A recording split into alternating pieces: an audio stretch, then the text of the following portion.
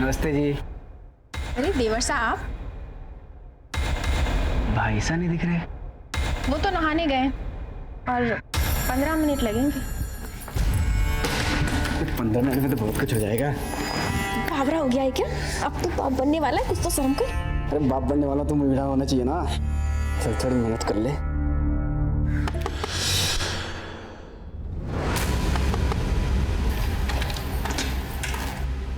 अबे तू यहाँ क्या कर रहा है? आपसे अकेले से नहीं हो पाएगा, तो थोड़ी मेहनत मैं भी कर लूँ। कौन सी मेहनत बे? दीदी सा ने कहा है वो कूल उठाने के लिए। जले क्या और अकेले लेके गए साले।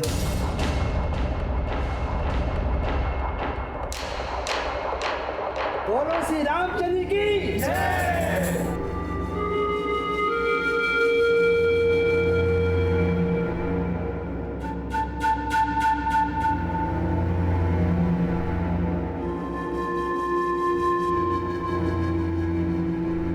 बोलो बजरंग बली की जय। पंडित जी, सबसे पहले जमाई साहब को रक्षा सूत्र बांध दीजिए। सुन बोला, वो तो मुझे कुछ बताने वाला था ना। पूजा के बाद है ना, सारे मेहमान चले जाएंगे, तब बताता हूँ।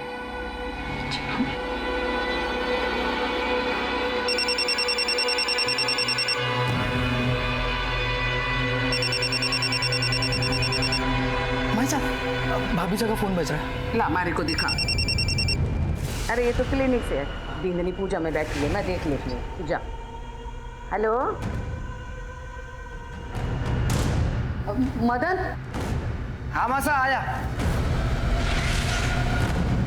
क्यों गया मासा? बेटा तू पिछले महीने की 15 तारीख को दुबई से वापस आया था ना? हाँ। लेकिन गया कब था? अरे हुआ क्या मासा, बता तो सही। गया कब था ये बता मुझे। 4 या 5 मई को गया था। अच्छा मासा, हमारा दोस्त प्रकाश भाई वो मिलवाना चाहता हूँ। आ जा। प्रकाश भाई हैं, ये बहुत बड़े बिल्डर हैं, ये इनका बिल्डिंग लाइन का धंधा है, हमारे पार्टनर हैं। दुबई भी इन्हीं के काम से गया था मैं। मासा इनके पास टाउनशिप बनाने का बहुत अच्छा प्लान है। मतलब बहुत सारा, उसमें बहुत सारी चीज़ें होंगी। स्विमिंग पूल होगा, क्लब हाउस होगा, मैं थारे को बता चुकी हूँ ना कि ये घर और उसके आसपास की जमीन मैं नहीं बेचने वाली। आप पूजा में आए हैं, प्रसाद लेकर जाइएगा। अच्छा पल्लवी, मैं चलता हूँ। मैं आज आप यहीं रुक जाते। पल्लवी, मन तो मेरा ही बहुत था, लेकिन मुझे जाना पड़ेगा। बहुत काम पेंडिंग है झलावड़ में। तुम रुको यहाँ पर। अपना ख्याल रखो।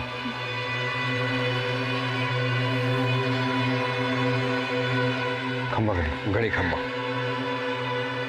अच्छा बेटी, अब हम लोग भी चलते हैं। और तू भी अपना ख्याल रखियो। आपको परेशान होने की कोई जरूरत ना है। मासा के रहते ना भाभी साहब को कोई तकलीफ ना होने वाली। मासा पलकों में बिठा के रखने वाली है अपनी बहू को। नहीं बहन जी, मारे से ना होगा ये सब। आप अपनी बेटी को अपने घर ले जाइए। मासा, ये आप क्या कह रही हैं? ठीक कह रही हूँ। मेरा मतलब कि बेटा अब मेरी उम्र हो गई है, मारे से ना होगा ये सब, ना संभाल पाऊंगी मैं। और मदन तू भी चला जा।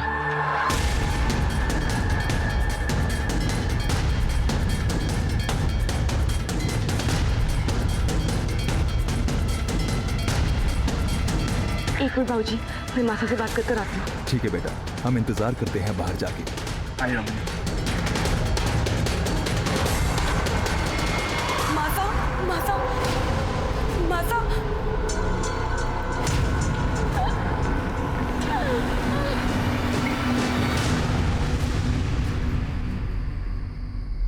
भोला, मासा ने खाना खाया? नहीं दीदी, उन्होंने खाना नहीं खाया, वो अपने कमरे में चली गई। अच्छा, वो तो मुझे कुछ बताने वाला था ना। हाँ दीदी।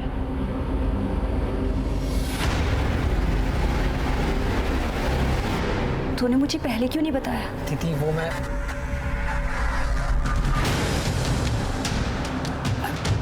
अरे तू रख ना, और अगर मासा पूछे ना तो बोलना कि मैं सो गई, ठीक है? मैं भी आती हूँ। आया मासा।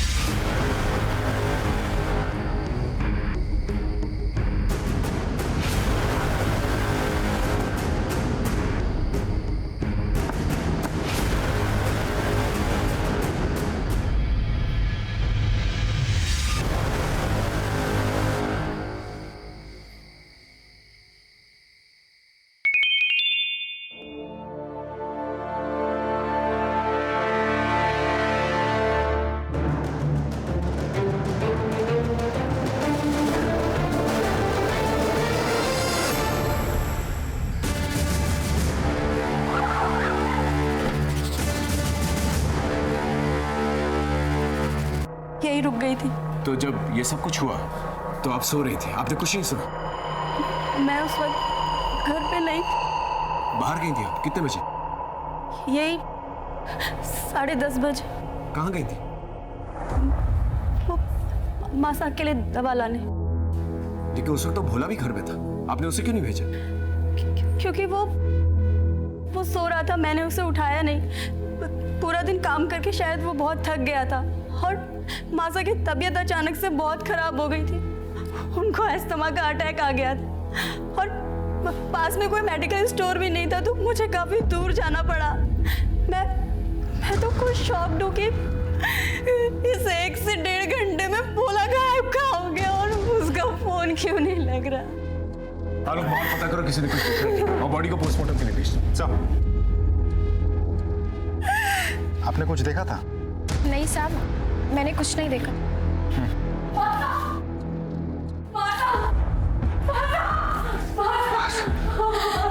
माला,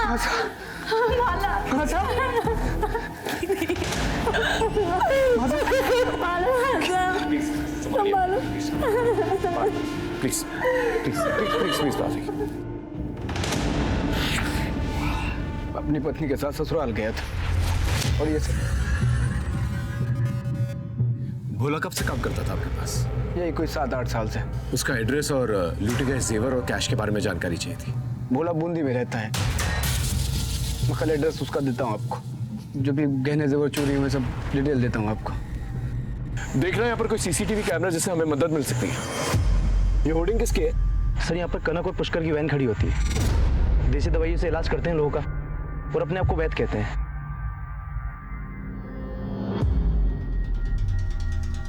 क्या देखा था आप लोगों ने? हमने तो कुछ ना देखा हुकुम। हम तो सुबह से शाम तक वहीं रह गए और शाम को 7 बजे अपने घर को चले जावे। भोला कैसा आदमी, कुछ जानते हो उसके बारे में? साहब, मासा तो उस पर बहुत भरोसा करती थी, लेकिन वो आदमी भरोसे लायक ना था। ऐसा क्यों?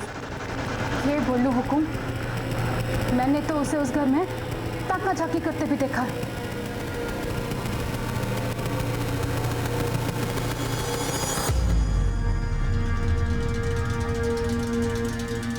कहाँ ताका झाकी करिया है? कुछ नहीं। मासा, दवाई लाई इसमें। आजा। मासा तो भोला को अपने बेटे जैसा माने थी। मैंने 1-2 बार मासा को समझाया भी, पर वो मानती ही ना थी। साहब, हम दोनों तो मासा के रहमो करम पे थे। उन्हीं के कहने पे गाड़ी खड़ी करके अपना पेट पाल रहे थे, इसलिए 1-2 बार भोला की शिकायत करके दोनों चुप हो गए। ठीक है, आप लोग जाते हैं।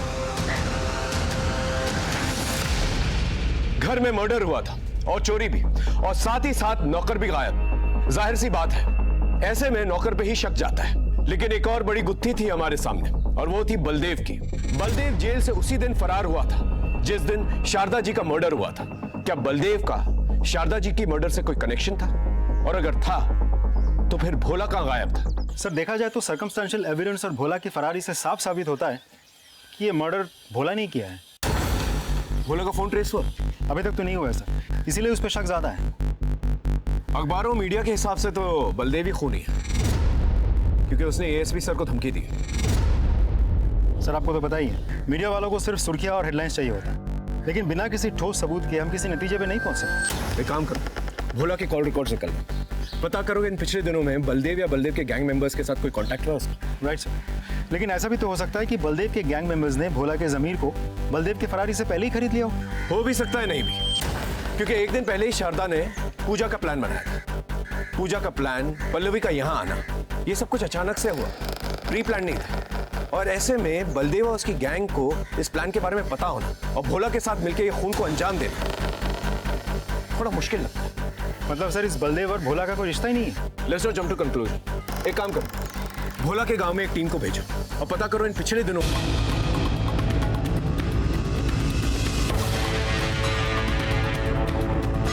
सर, इस भोला के गांव से हमें खास कुछ पता नहीं चला। ये अपने गांव नहीं गया था और इसका मोबाइल फोन अब भी स्विच ऑफ आ रहा है। लेकिन सर, हमारे खबरों के मुताबिक उन्होंने बलदेव जैसी कदकाठी वाले एक आदमी को सदर बाजार के आसपास मंडराते हुए देखा था। किसी के साथ बाइक पे बैठा हुआ था। शक्ल तो ठीक से नहीं दिखी, लेकिन जो लोग बलदेव को जानते हैं वो लोग दूर से भी बलदेव को पहचान सकते हैं सर। इसका मतलब बलदेव जो है कल कोटा में था। एक काम करो, शहर के सारे एग्जिट पॉइंट्स में खबर कर दो। अगर ये कल यहाँ था तो आज बाहर निकलने की कोशिश करेगा। सर शारदा जी की पोस्टमार्टम रिपोर्ट आ चुकी है। सर मौत रात 11 से 12 के बीच गला दबाकर हुई है, लेकिन सर गले पर कोई फिंगरप्रिंट्स के निशान नहीं है। एक बात और सर, शारदा जी को अस्थमा की प्रॉब्लम नहीं थी। सर लेकिन पल्लवी जी ने तो कहा था कि शारदा जी को अस्थमा का अटैक आया था। मासा की तबीयत अचानक से बहुत खराब हो गई थी, उनको अस्थमा का अटैक आ गया था और इसीलिए वो दवाई लेने गई थी। सर उन्होंने हमसे झूठ क्यों बोला? अब ये बात तो पल्लवी जी ही बता सकती है। शारदा जी को तो कोई अस्थमा प्रॉब्लम नहीं थी, फिर आपने हमसे झूठ क्यों कहा? दरअसल मेरे बेटे सोनू को अस्थमा का प्रॉब्लम है और उसे बहुत खांसी भी होती है। उस रात मासा को भी वैसे ही खांसी हो रही थी, तो मैं बहुत डर गई थी और माला और मदन भी घर पे नहीं थे, तो प्रिकॉशन के लिए मैं इनहेलर पंप लेने गई थी। लेकिन मौका वारदात पे हमें कोई पंप नहीं मिला। खैर, आप मेडिकल स्टोर कितने बजे गई थी? यही कोई रात 10:30 बजे। और वापस कब आई? 12 बजे। 10:30 से 12 बजे आप बाहर गई थी और इसी दौरान आपकी माँ का खून हो जाता है। आप कहना क्या चाहते हैं इंस्पेक्टर? आप मुझ पे शक कर रहे हैं? देखिए मैम, आप एएसपी सर की वाइफ हैं।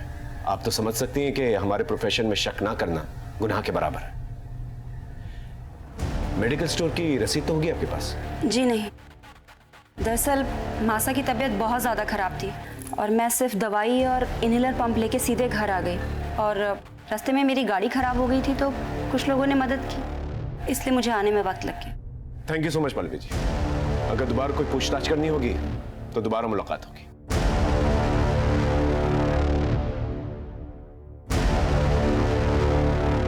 सर ये शारदा जी के पड़ोसी है सुमित, आपसे कुछ कहना चाहते हैं। आइए बैठिए, बताइए। सर उस दिन सुंदरकांड होने के बाद मदन और मासा के बीच कासनी हुई। छोरे थारी समझ में नहीं आता? कितनी बार कहूं थारे से ये घर नहीं बिकेगा, मतलब कि नहीं बिकेगा। मासा तो समझ के नहीं। अरे मासा, काम करने का मौका मिला तो काम करने दो ना। जमीन के बदले घर या पैसा नहीं दे रहे प्रकाश भाई, पार्टनरशिप दे रहे हमारे को। पार्टनरशिप मतलब समझती है, करोड़ों में खेलूंगा। मतलब तू कहना क्या चाहता है कि मैं अपने पति की आखिरी निशानी को भी बेच दूं? पता नहीं तुम आजकल के बच्चों को हो क्या गया है, किसी भी रिश्ते का मान रखना तो आता ही नहीं है, लेकिन मैं मरते दम तक अपने पति के साथ अपने रिश्ते का मान रखूंगी। कब तक जिंदा रहेंगी? बस मदन चुप करो। जीते जी आप तो रहने दो, आपका तो सेट है, नौकर है, चाकर है, रुतबा है, सब कुछ तो है आपके पास, पर हमारे पास क्या है? हमारे कोई बड़ा आदमी बनना है तो सबको इतनी दिक्कत क्यों हो रही है? देख, लोग देख रहे हैं, तमाशा मत बना, हम बैठ के बात करेंगे, समझा भाई साहब? अभी जाइए आप। उस सुंदरकांड में उसके बिल्डर दोस्त भी आए थे, तो शायद प्रॉपर्टी का मामला है। थैंक यू सो मच आलोक। इस मदन के बारे में सारी इंफॉर्मेशन चाहिए मुझे। कहाँ जाता है, उठता बैठता है, क्या खाता है, क्या पीता है, सब कुछ। और पल्लवी जी के बारे में पता करो कि वाकई में वो मेडिकल स्टोर गई थी या कहीं और। सब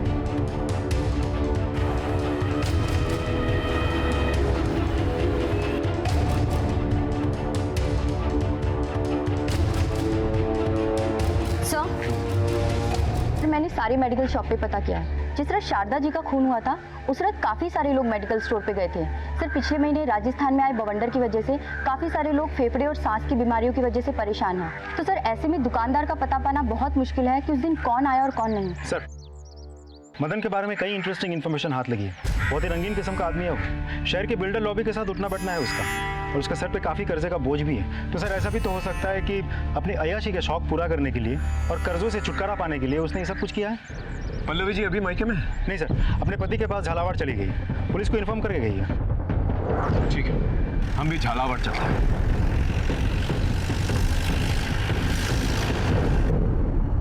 पल्लवी जी, हमें जानकारी मिली है कि मदन और शारदा जी का प्रॉपर्टी को लेकर झगड़ा हुआ करता था। आपको इसके बारे में कोई जानकारी है? ये सच है, मदन हर हाल में हमारी प्रॉपर्टी को बेचना चाहता था और इसके लिए वो मेरे पास भी आया था। जुगनू, भैया के लिए चाय लेके आओ।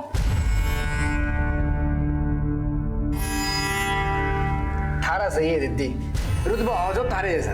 एक बार थारे भाई का काम चल जाएगा ना तो मैं भी 4-6 नौकर रख लूंगा। जल्दी होगा तो टेंशन मत ले। दीदी अगर तू चाहेगी तो जरूर हो जाएगा। ये काहे के पेपर है? घर के। मासा मान गई? मासा नहीं मानी तो तभी तो तारी हेल्प चाहिए ना, कर दे साइन। ये तो जाली पेपर्स है। तू पागल हो गया है क्या? अरे दीदी तू मेरी बड़ी बहन है और बड़ी बहन मां समान होती है। मासा का केस होते हुए मुट्ठा ले लूंगा, बस तू साइन कर दे। मैं कुछ ना करने वाली, और ये गलत काम तो मैं बिल्कुल भी नहीं करूंगी। तुझे जो भी बात करनी है ना, तू माता से जाके कर। अरे दीदी thank you very much Pallavi ji. Welcome. अरे आप हमारी बात समझने की कोशिश करो, मामला बहुत गर्म है, थोड़ा ठंड होने दो ना। देखो आपका जो भी प्रपोजल है ना वो हो जाएगा। तुम्ही ने मारा है ना मासा को? क्या बकवास कर रही तू? मैं कोई बकवास नहीं कर रही हूँ। तो कहाँ गए थे तुम उस रात?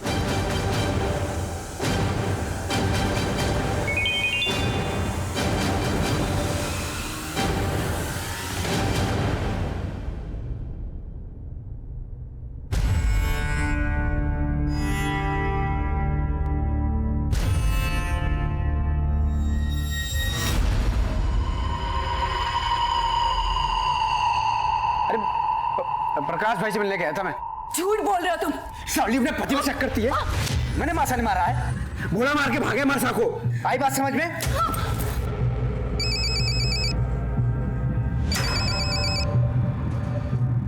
हेलो, मगर बेचना चाहता था, ये बात सच, हमारा पंगा भी हुआ था। तो ये कि आपको अय्याशी का शौक है और आपके ऊपर बहुत सारे कर्जे। नहीं, ये बात हमारे समझ में ना आई। इन सब से मासा की मौत का क्या रिश्ता? रिश्ते तो बनाने से बनते हैं, नहीं? चलिए मैं आपको समझाता हूं। आप कर्जे में डूबे हुए थे, लेकिन आपको बिजनेस करना था, इसलिए आपने सोचा कि घर बेच देता हूं, लेकिन आपकी मां इसके खिलाफ थी, इसलिए आपने अपनी मां को मार डाला और भोला को पैसे देके वहां से भगा दिया। क्यों? सच बोल रहा हूं? ओ पुलिस वाले, ये बात तारे को पता को नहीं। एएसपी अभिमन्यु सिंह राठौड़ का साला हूं मैं। 1 मिनट में तारी वर्दी उतरवा दूंगा। आवाज नीचे और आंखें भी। अगर वर्दी पे आंख भी डाली ना तो आंखें नोच लूंगा। हाँ।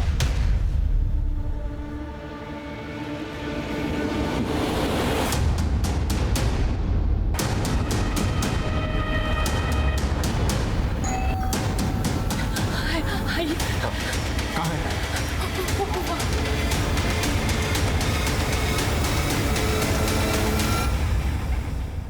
आसपास अच्छे से चेक करो, देखो अगर कुछ मिलता है तो।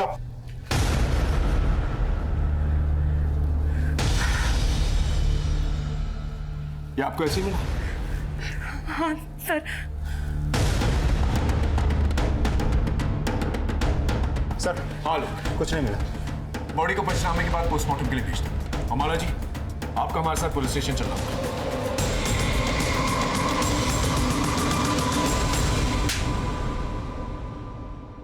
अरे बता क्यों ना देते सबको सच? अरे बावड़ी हो गई क्या बता दूं? तारी से लुकाई हो ना तो दुश्मन की जरूरत कोड़ा। हाँ मैडम बोलिए। इंस्पेक्टर साहब, वैसे तो मैं अपनी जबान खोलना ना चाहती, लेकिन अगर मैं अब भी कुछ ना बोल पाई तो मेरी स्वर्गीय माता की आत्मा को कभी शांति ना मिलेगी। दरअसल उस रात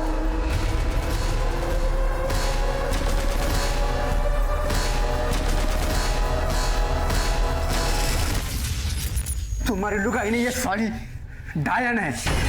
उस रात में कहीं नहीं गया था, इस डायन के बगल में सो रहा था। और तेरा मोबाइल फोन तुझे सोता छोड़ के तेरे घर चला गया। तेरे मोबाइल फोन को तेरे घर की बहुत याद आ रही थी। क्या मजाक लगा रखा इंस्पेक्टर? तो ससुराल को आधी रात को छोड़ के अपने घर नहीं गया था। ये देख तेरी सीडीआर रिपोर्ट, इसके मुताबिक 11 से 12 के बीच में तेरा फोन तेरे घर के पास एक्टिवेटेड था। अब सच सच बता, वरना अपने तरीके से उगल पाऊं। बोल। ठीक से उस रात मैं इसको छोड़ के गया था, अपने घर नहीं गया था, झरना भाभी सा से मिलने गया था। हेलो भाभी सा, क्या बात है? आजकल तू बहुत मिस करी मैंने, मैसेज ठोके जा रही है। हाँ? बावड़ी इतने मैसेज मत कर, फंस जाऊंगा किसी दिन। मन ने तो लगा था तू आएगा ही ना, जोरू का गुलाम हो गया है ना। अरे ऐसे कैसे, ऐसे कैसे नहीं आता। तूने मैसेज किया भाई साहब जयपुर गए, अब भाई साहब आउट तो देवर सा इन।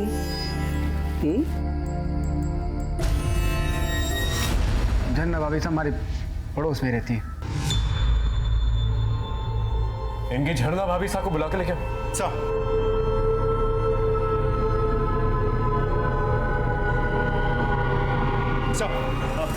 अरे झन्ना भाभी साहब, ये लोग बोले मासा का खून मैंने किया है। प्लीज आप इन लोग को बताओ कि उस रात तुम्हारे साथ था।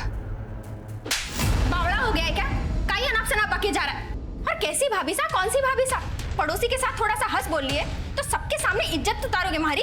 माना ये झूठ बोल रहा है, लेकिन सीडीआर रिपोर्ट के मुताबिक आप ही ने इसे फोन किया था। ये देखिए, इसके आपके घर आने से पहले। साहब मैं सच बोल रहा हूँ, ये देखो झन्ना भाभी ने खुद मैसेज किया था मेरे को। तुम्हारे भाई साहब घर से बाहर जा रहे हैं, आ जाओ। ये तो वाकई में सच बोल रहा है। हर को शर्म नहीं सब करते हुए। और सुन तू, हमारे घर के आसपास भी दिख गया ना, टांग तोड़ दूंगा थारी। पुलिस स्टेशन में ज्यादा मर्द बनने की जरूरत नहीं है, इसे बाहर लेके जाओ। सर आप नहीं मैडम, आप यहीं रुकेंगी। पर साहब मारू का ही कसूर है, माने क्यों रोका है? हो सकता है तुम दोनों ने मिलकर शारदा का खून किया हो, हमें शक है तुम लोगों को। इनकी अच्छी तरह से खातिरदारी करो, और जब तक सच ना बोले ना, इनका स्वागत सत्कार करते रहे। जाइए, चलिए लेके जाओ। आइए।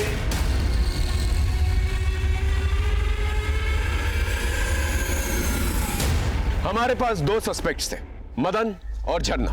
हालांकि दोनों ने यह नहीं माना था कि मर्डर में उनका हाथ था, लेकिन यह जरूर माना था कि उस रात दोनों साथ में थे। पूरी पॉसिबिलिटीज थी कि मदन ने प्रॉपर्टी की लालच में आकर झरना के साथ मिलकर शारदा जी को मार दिया होगा। भोला की बॉडी हमें शारदा जी के घर पे मिली, और पोस्टमार्टम रिपोर्ट के हिसाब से यह कंफर्म हो गया कि भोला की मौत उसी दिन हुई थी जिस दिन शारदा जी का मर्डर हुआ था। लेकिन शक की सुई अब भी बलदेव पर थी, और ऐसे में हमें एक टिप मिली।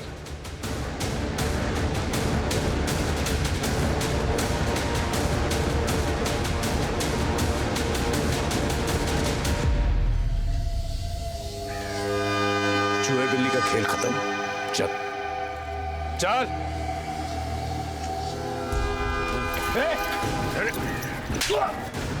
साहब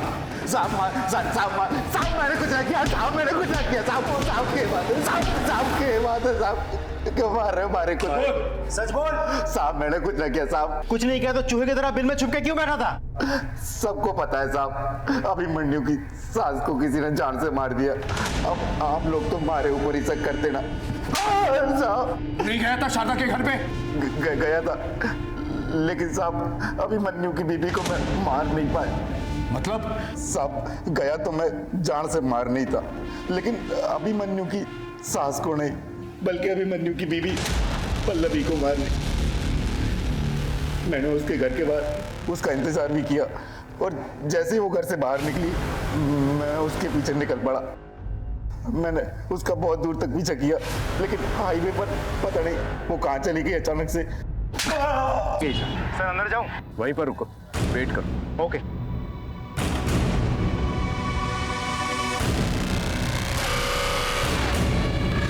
सर लड़की अभी शोरूम से निकली, पीछा करूं?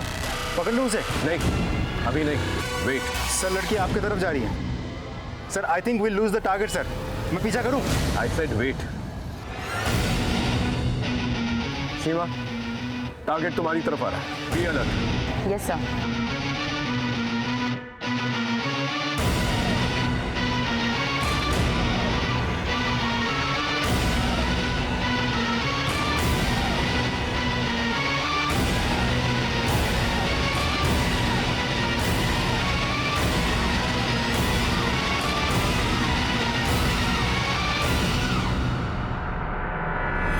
जल्दी से आके गाड़ी में बैठो।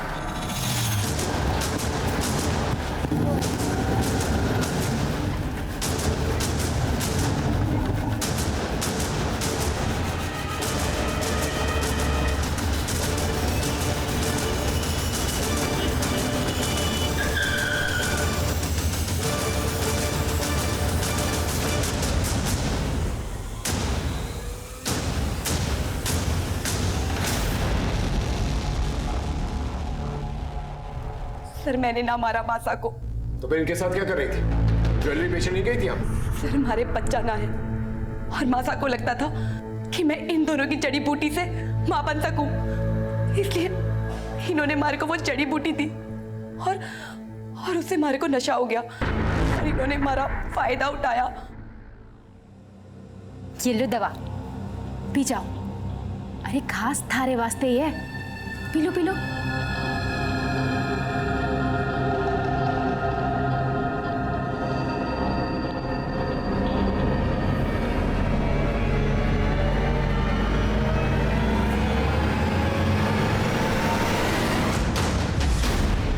देख के रहे हो, जल्दी आओ। जाओ। सर मैं तो ये बच्चा चाहती ही ना थी, पर माता को पता चल गया कि मैं पेट से हूँ और तभी माता ने सुंदरकांड के पाठ रखवाए और सब रिश्तेदारों को बुला लिया। और उसी बीच माता को डॉक्टर का फोन आया। भाई साहब, भाभी साहब का फोन बज रहा है। ला मारे को दिखा। जी डॉक्टरनी जी, नहीं मैं शारदा बोल रही हूँ। हाँ बताइए, टेस्ट की रिपोर्ट आ गई? क्या रहा? सब ठीक है। अब 12 हफ्ते हो गए तो कोई टेंशन भी नहीं है। कितने हफ्ते? 12 हफ्ते, 3 महीने करीब। 3 महीने? अच्छा अच्छा, ठीक है डॉक्टरनी जी। 3 महीने? ये कैसे हो सकता है?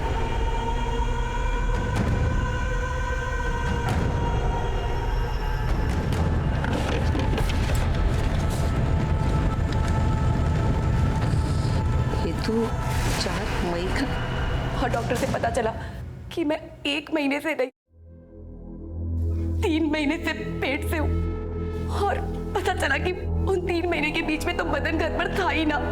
तो माता को मुझ पर शक हुआ और माता बहुत गुस्से में हो गई और सबको जाने को कह दिया। मारे को भी मरे मायके भेज दिया। लेकिन मैं फिर से माता के पास आई। माता माता माता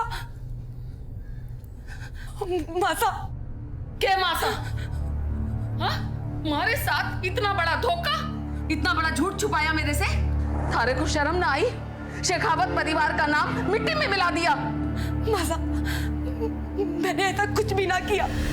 मासा, पुष्कर और कनक ने जड़ी बूटी में नशे की दवा मिलाकर मार को बेहोश कर दिया। उसके बाद हमारा फायदा उठाया, हमारे साथ गलत काम किया। मैं सच कह रही हूँ मासा, हमारी कोई गलती ना थी। सच कह रही हूँ मासा।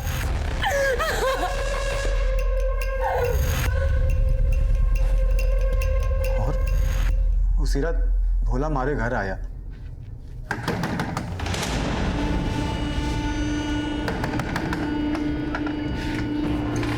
मासा बहुत गुस्से में तुम दोनों को बुला रही है। और फिर हम भोला के साथ मासा के घर गए। शर्म ना आई तुम लोगों ने? हाँ? क्या कुछ नहीं किया मैंने तुम लोगों के साथ? अरे अपना सगा माना, सगा। तो थारे लोगों ने मारी बिंदनी के साथ ही। छी! अभी मन्नी हुई थारे लोगों से निपटेगा। मारे को माफ कर दो मासा। मारे से मैं बिल्कुल माफ ना करने वाली। मासा मारी मती मारी गई थी मासा। मासा मुझे मारे को माफ कर दो मासा। मासा, हे मासा, उसने देखो।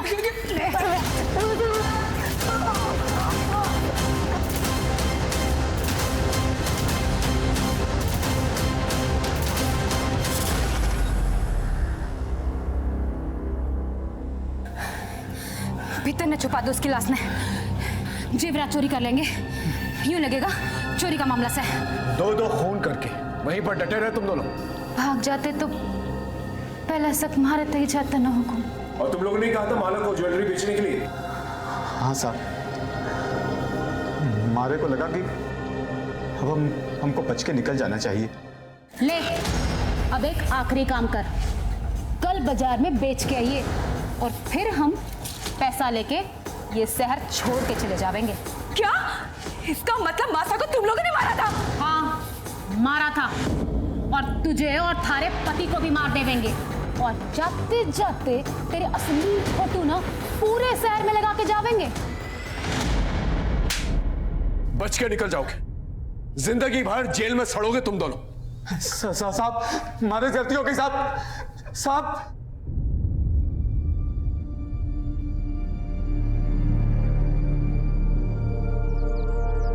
पुष्कर और कनक दोनों को उनकी सजा मिल चुकी थी, लेकिन कहीं ना कहीं कसूर माला का भी था।